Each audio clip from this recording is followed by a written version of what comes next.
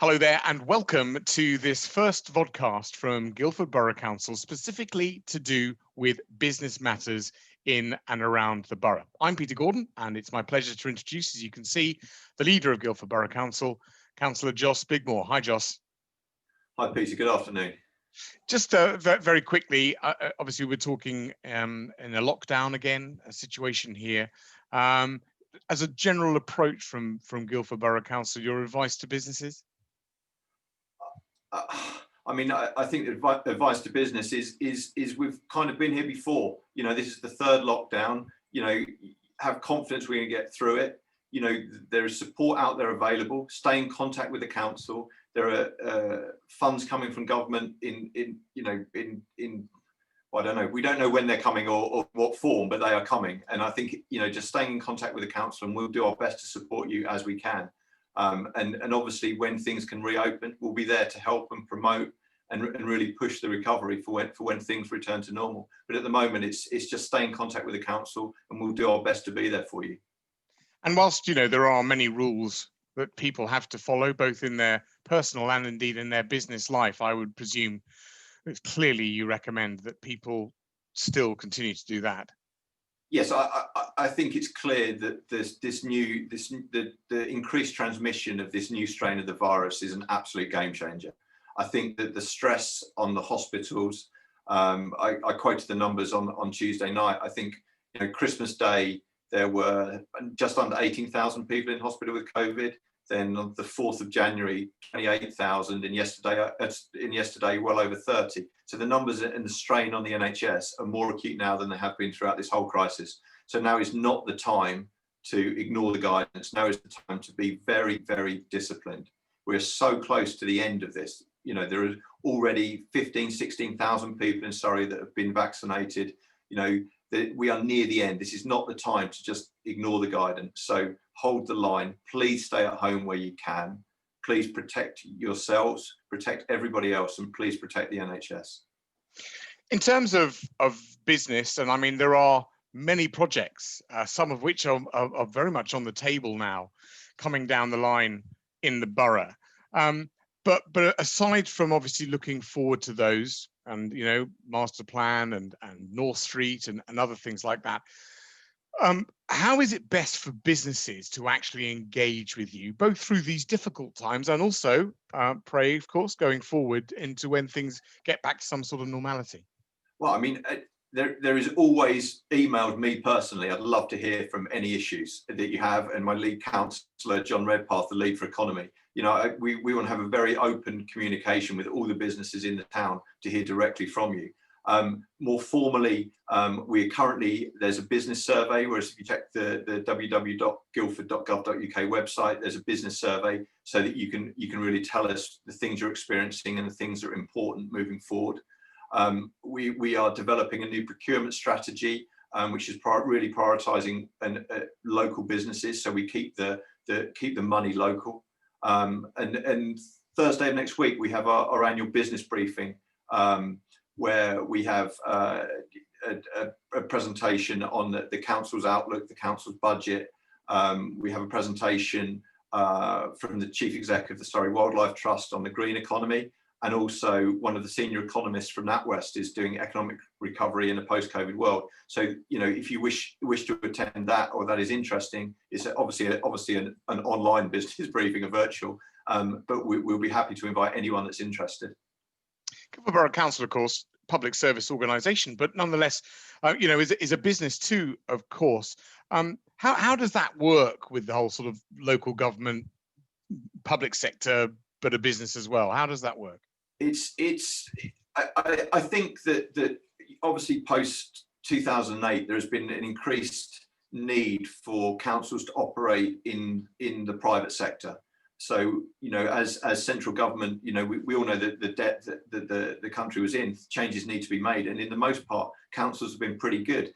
You know, we own commercial property, we only invest in borough, and we've managed to steer clear of big holdings in retail, which has been a testament to good, prudent decisions by previous administrations. We obviously have car parking revenue, which is very important. And you know, to kind of make up for the lack of, or the reduction in central government funding, we only keep 9% of council tax as a borough, so that's about £200 for a Band D home. We managed to provide over £400 of service for that. So the local authority is actually pretty efficient. But the downside to that is when economic headwinds hit, we get affected like a normal business. And as a public authority, we don't have the same degrees of freedom that some of the private sector have. We couldn't use the furlough if we'd wanted to, for instance. So you know, we experience quite a lot of the same things as a lot of the private businesses when footfall in the town falls and when business activity drops. So that's, fortunately, we have reserves, but they're being hit pretty hard. You know, the spectrum, for instance, you know, we normally receive a small management fee every month. It's costing us over £200,000 a month to keep it closed at the moment. So that's sort of the stark reality. Business, you know, I think the revenues we get from car parks in a busy month approach £1 million.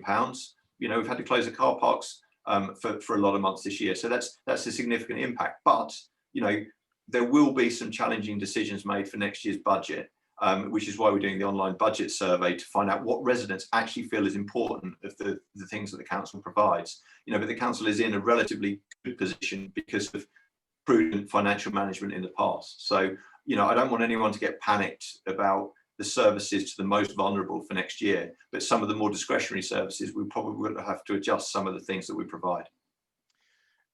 Can we just, I mean, you've talked about obviously that spending survey, which is drawn to a close, and people have been able to have their say around that.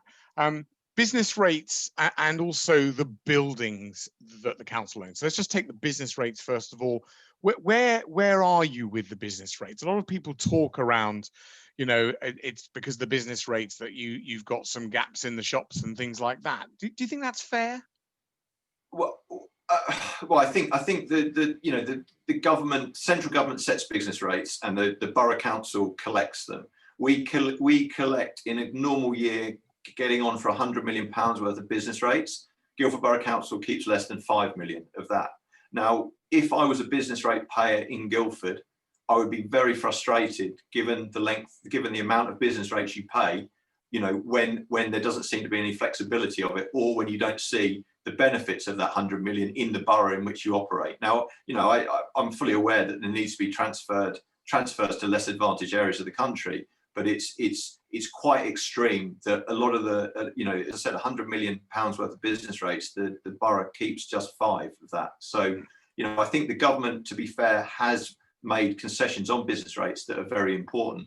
But bigger picture, when things, you know, business rates are high, rents are high in Guildford, the borough council on its own has very little control over rent and over business rates. So, you know, we can lobby government, we can affect the rents of our own properties, but in terms of private landlords and empty shops on the high street, you know, there will become a point when those shops are empty for too long and rents will come down. And I don't think we've quite reached that. But that's, you know, we're in a capitalist economy, and that's how it works. And whilst we can encourage landowners and corporate property owners to try and reduce rents to encourage business, ultimately it's their decision.